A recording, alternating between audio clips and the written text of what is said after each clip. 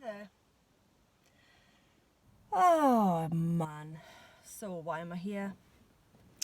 Should I stop by apologising for my appearance? No, this is just what I look like. I have had my hair done. No more corona do.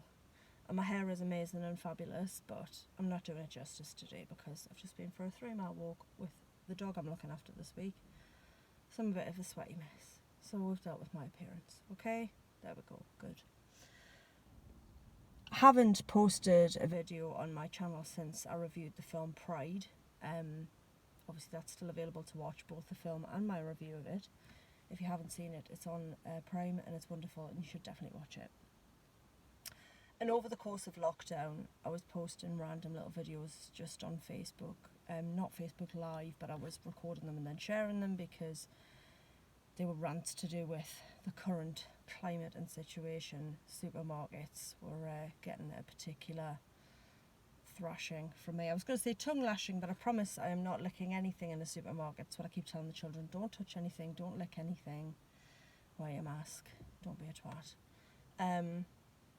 So yeah, that's kind of been what I've been doing. I have posted a couple of videos on the channel about lockdown, which is kind of easing now. It's not what I'm here to talk about.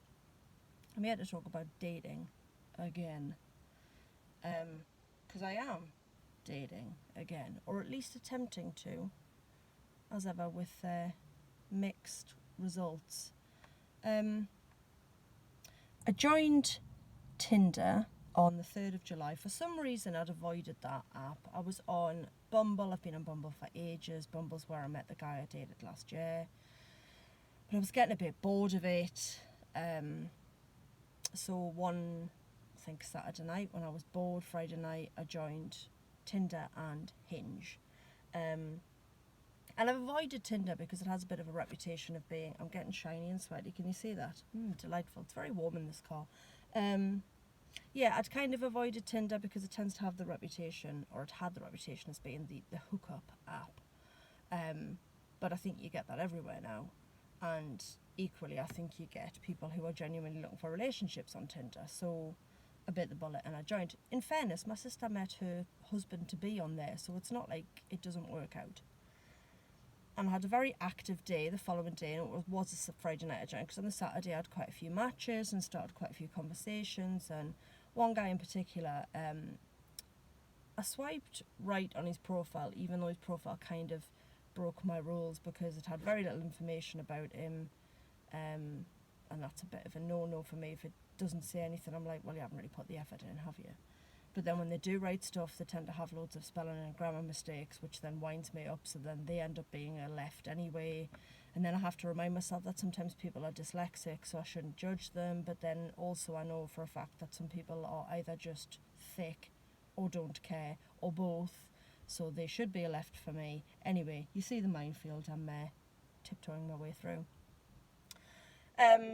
So I matched with a couple of people and I started a few conversations, and I ended up meeting this guy the following Monday. We went for a walk and we seemed to get on quite well. We had stuff in common. He likes comics and geeky stuff and Marvel films, and yeah, so it had potential, I felt. Similar age to me, local, like not a million miles away. So yeah, I kind of felt a little spark of hope. I then invited him over the following Saturday night. Yes, okay, I let him come to my flat. He could have murdered me. He didn't. We're all good. It's not like I hadn't met him at this point. I've met him once before. Yeah, the thing is, there was that evening. That was fine. We got a takeaway. He went home at the end of the night. And then last Wednesday, we went and had this really, really nice date. We went to a local pub, we had food, we chatted, and it was just like, oh my God, this is what it's supposed to be. Like, I'm out with somebody who likes me, we're in a pub, it wasn't weird, the pub in question had done everything they needed to do to make it safe, but it didn't feel so sterile that it was creepy. So yeah, it was really nice, and I was giddy, thinking, oh, maybe I've found somebody.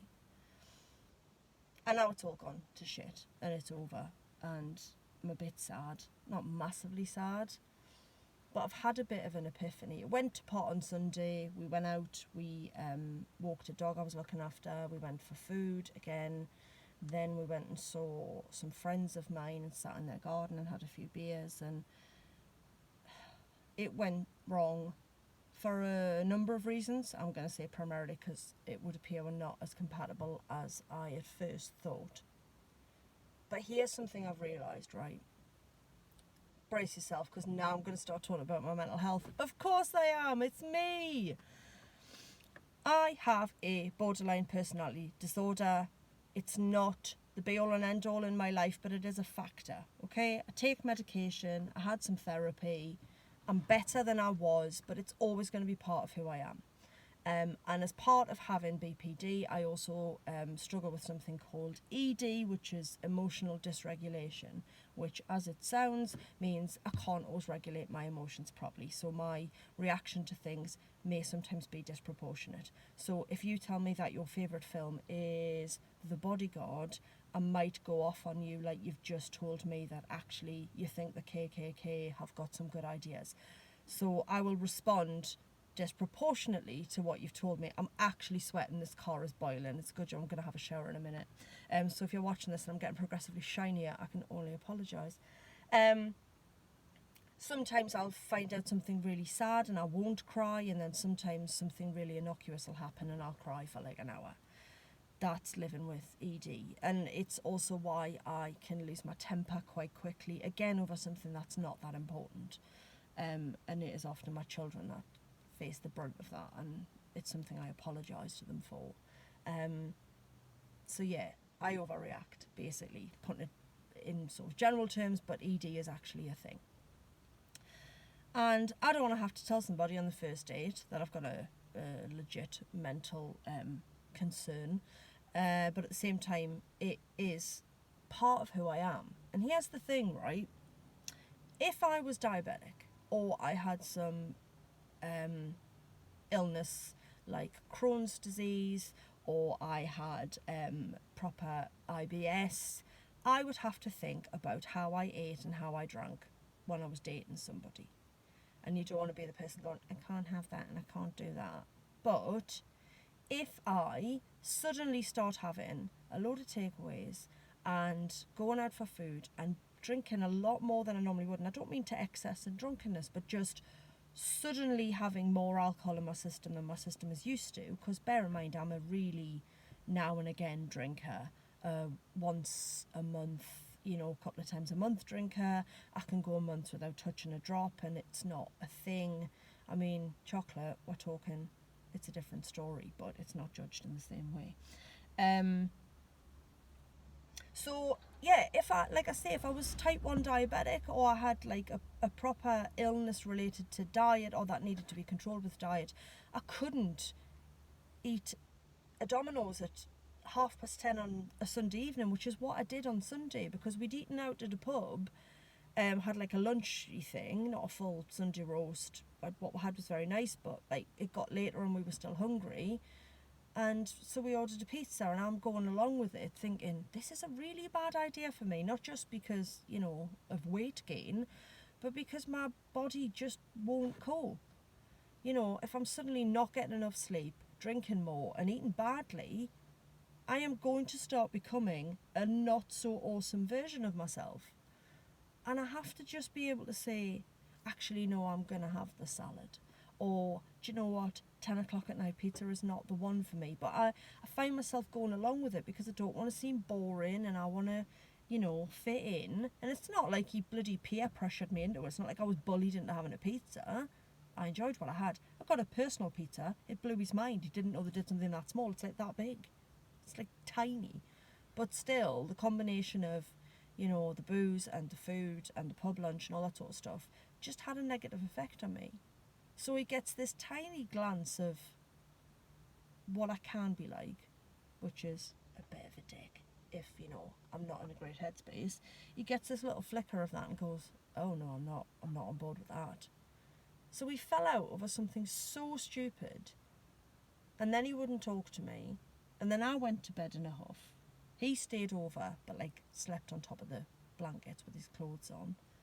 Monday morning I took him home because I had picked him up driving. He was going to drink more than me. And that's it. It's done. Sent me a text saying, I'm sorry I left like that, because he'd sort of bolted out the car to get into the house. And I said, well, I understand, and if you'd still like to see me. Nothing. Haven't heard a word. And it's not the end of the world. You know, he was nice. I kind of was hopeful.